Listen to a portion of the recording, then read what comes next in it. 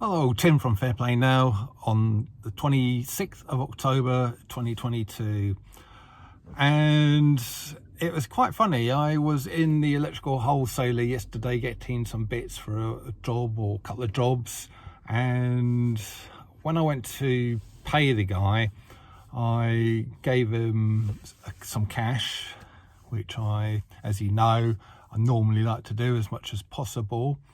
And that was after he kind of automatically brought the card machine, and when he saw I had the cash, he was a bit surprised, but he said, "Oh, cash, paying the proper way," which was kind of music to my ears. So him saying that's the proper way of paying was brilliant. I really like that kind of reply from him. So that leads nicely onto an event I'm going to suggest you might want to go to next month. It's actually on November the 8th, which is a Tuesday. It's in more or less central London in Southwark, not far from the Elephant and Castle. And it's all about using cash and how to campaign to make sure your community and local businesses, both big and small, continue to use cash. And yeah, it seems like quite a useful meeting, full of tips and bits and pieces. So what I'm going to do is I'm going to leave a link to it in the description box below, so you can go and check it out, and if you want to go, you can go along. I won't be going myself because it's midweek. It's just a little bit too far to go. It's in the evening as well, so getting back on the trains would probably be a bit awkward as well. Don't know how long it goes on for.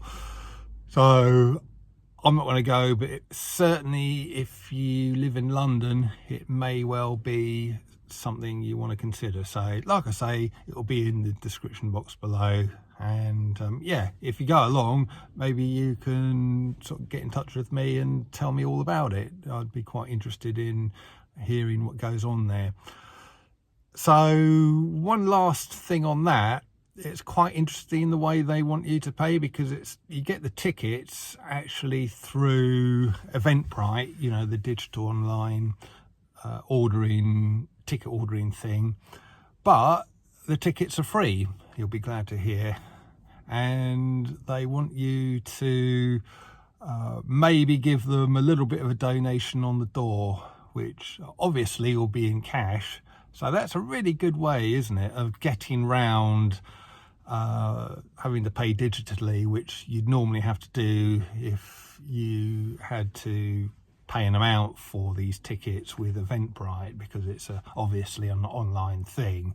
So might be a tip for us to remember in the future. Make the tickets free up front, but ask for a cash donation on the door, and you can get away or get around these restrictions.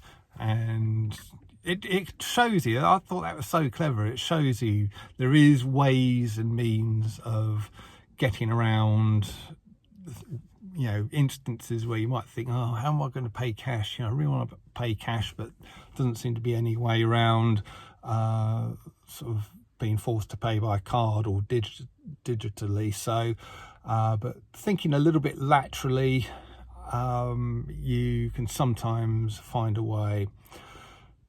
Talking about paying cash, I forgot to tell you about this last week, but when I checked into the last hotel during my little trip away I had last week, I had 3 nights away, and the last night I just stayed in a central Manchester hotel, just a chain hotel, the one that starts with P. And I checked in there and I paid cash. Luckily they accepted cash, but boy oh boy, the rigmarole I had to go through. The guy sort of got a form out and he kind of wanted to see ID, so I had to show my driving license. I had to fill in this form with my home address and phone number and stuff like this. And he just said, oh, it's only because you're paying by cash. And so I said, well, if I was paying my credit card, I wouldn't have to fill in this form then, or show my ID. And he goes, oh, no, you'd have been fine. So it kind of shows you that even if you pay cash, they still want to track you and sort of keep tabs on you. Although, to be fair, this just shows you the dodgy places I stay in sometimes. He said that it's more to do with keeping prostitutes away from the hotel. So that's why he said, anyway, why he made me fill in these forms. So quite amusing, I thought that was. So what else is new? Couple very interesting things. I see that in the last day or two, is it the New York Supreme Court?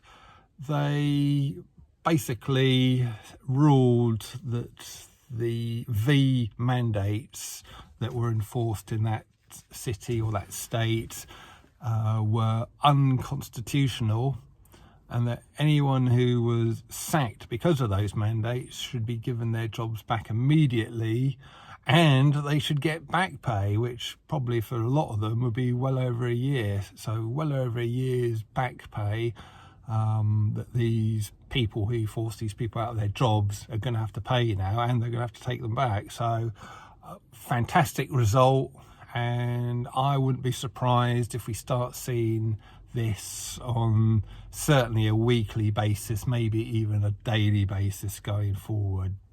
So thought that was really interesting. Another bit of news from the States. I think this is true, but apparently the state of Wisconsin has deserted a certain result from a certain event that happened about 2 years ago. You know what I'm talking about. And this article that I read says that they're the second state to do that. Very interesting when you consider that this is coming right on top of the midterms, which are happening literally, I think, in about the next 2 weeks or something. Very, very interesting indeed, and got no idea what it means, what the implications of these deserts are going to be.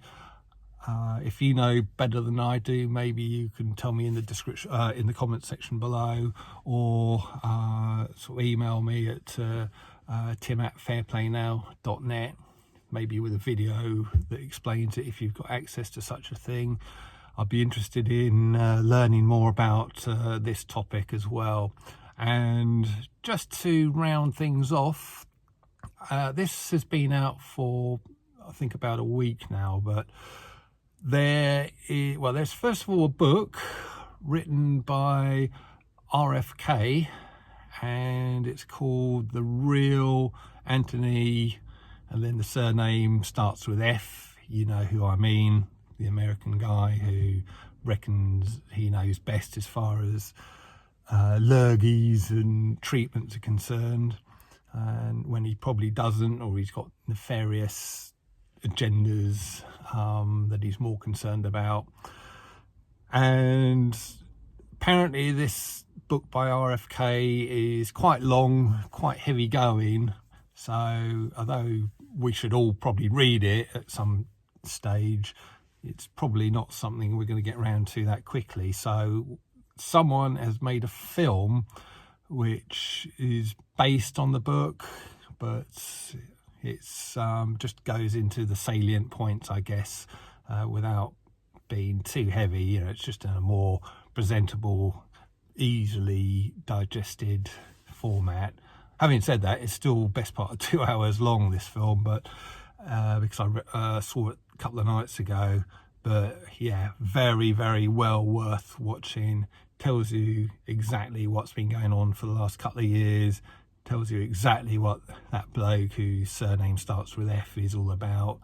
And yeah, you know, I can highly recommend it.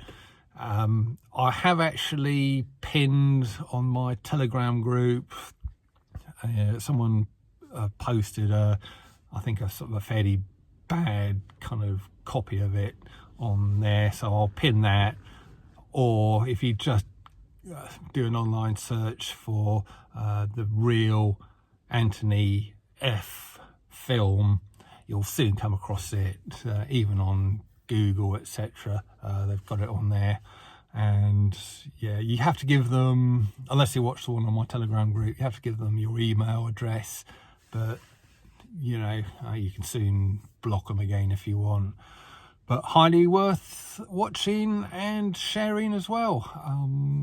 You know, if you can get a semi-awake or an awakening sort of normie, for want of a better term, to watch it with you, I think it might be a good thing. So what I'll do is I'll leave a link to my, like an invite link to my Telegram group in the description box below here. And also there'll be that cash event, Eventbrite link as well in the description box below. So I'll let you go and check those things out, and I'll be back tomorrow. Tim from Fair Play Now, thanks for watching.